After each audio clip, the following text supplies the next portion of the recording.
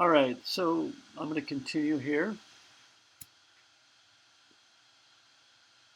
You know what? I got right down to the end here, and I didn't even finish it. This is where we call the handler right there, 27. So everything goes according to plan.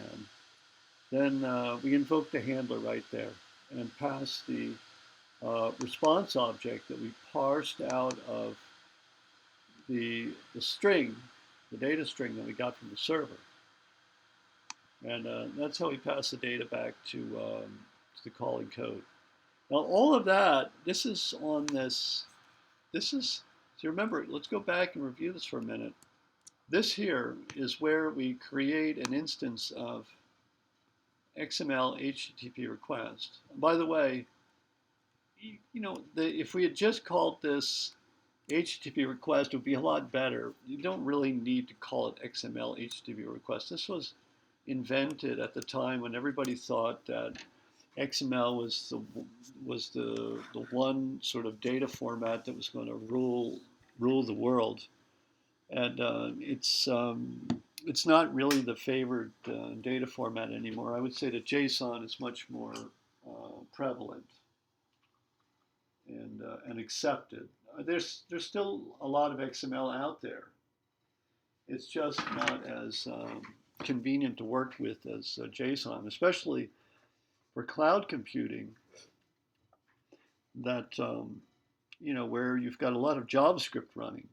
So JSON was built for JavaScript. XML wasn't built for JavaScript, but it's nevertheless, that's a little bit of history there. But here we created the this Ajax request object. I'll call it that, and then we set the onReadyStateChange function.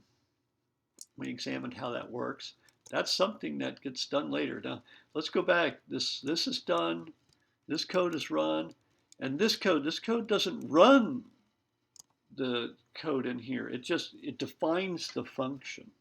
It doesn't run the function. It defines the function. And then the next thing we do is we call this open function on that request object. And we're going to say that the first argument to open is the type of HTTP method to use. And remember, up in the documentation here, I said, by convention, users of this code is only going to be concerned with using post methods. So we're forcing post on the application. And it's nice. I mean, we can do that. We don't need something more general. If post is good enough, then that's what we do. If we need to support get, then we have to solve that problem. But it's better to keep the definition of this function as narrow as possible and your use cases as narrow as possible, because it makes the code easier to manage. And the code becomes more readable. It's easier to learn the code if you haven't written the code and you're someone else reading it. It limits the variability in the system. It sticks to a smaller number of patterns and forms and uses a smaller number of features that have to be understood. So anyway, we call open and we pass in the string post to inform it that we want to send a post message. And here is the URL that we're going to that we use to locate the other end, the other side, the service on the other end. But this doesn't send out a request. Nothing goes over the wire yet. This is just another setting. And then here's another setting. We're going to set the request header. We're going to say that the content type, and we're going to tell the server that we're passing it JSON code. And remember, that's coming into the second argument right here. So this request object will be sent as JSON code.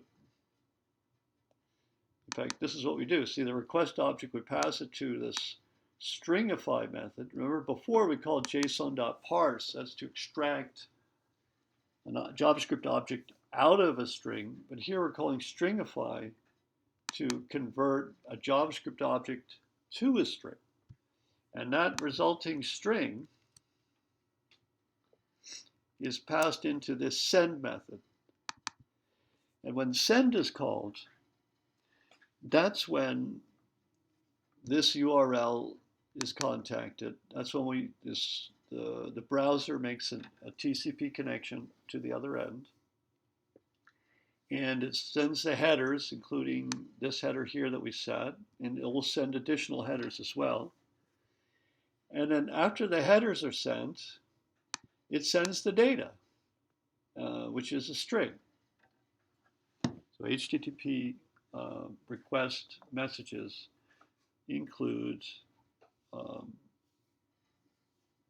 data block, and we're sending our JSON string object in that data block. So this send method starts a process which runs slowly because we need to make the TCP connection. We need to send the data to the server. We need to wait for the server to process that. The server turns around and returns the data response to us. So we're not going to block. This function doesn't block.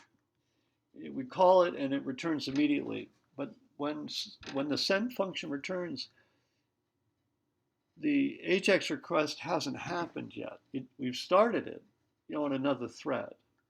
But, JavaScript is a single-threaded execution environment, so none of these functions are blocking. So we call send, it returns immediately, and then basically we do nothing else, and that's it. We return from this Ajax function here. So we return from this Ajax call right there. And then what do? We do nothing. We just sit there. And what happens next? What happens is the activity that send created, which is to send the data and wait for a response, that activity is running in the background. And when there's a state transition in that activity, our onReady state change function gets invoked for each state transition. And we're just, and so our code is ready to run there. So when we get the state transition that we're looking for, which is this done response here, you'll see it. This is a fancy way of doing it, but in most code, you'll just see the number 4 there when it lets you know, in case you look at other people's code. That's what you normally see. But I do like to use, wait, I gotta undo that. I do like to use this approach. It's more readable. So that's what happens. That is what happens. And that's how that works. I think that's a sufficient overview. We tested this already. Is there anything else I need to talk about? Oh yeah, we were going to do this. The next step is to create a PHP script that processes data sent to it. So let's create message.php.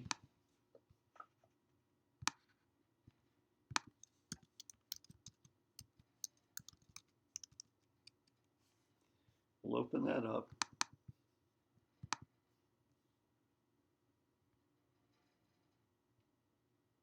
So what I'm going to show you now is something that you need to see, or it will help you to see in order to solve this problem down there, which I'm not going to illustrate that.